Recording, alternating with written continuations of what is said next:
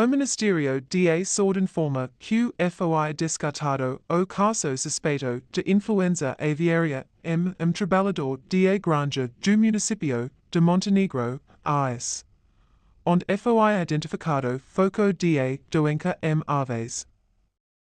Na tarde desta terça-feira, 20/05, a Fiocruz, Laboratório de Referência para este tipo de análise, confirmou que o teste para a doença do negativo.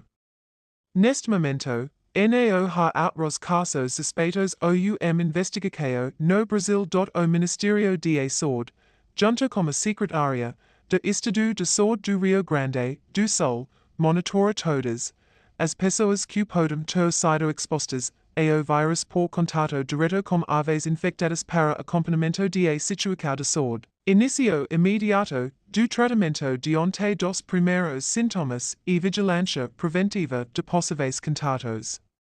NAO ha registrou todo o mundo de transmissão da doença de uma pessoa para outra. O risco de infecção humana e baixo e NAO ocorre pelo consumo de carne ou ovos, mas sim por contato direto com aves doentes ou com ambientes contaminados.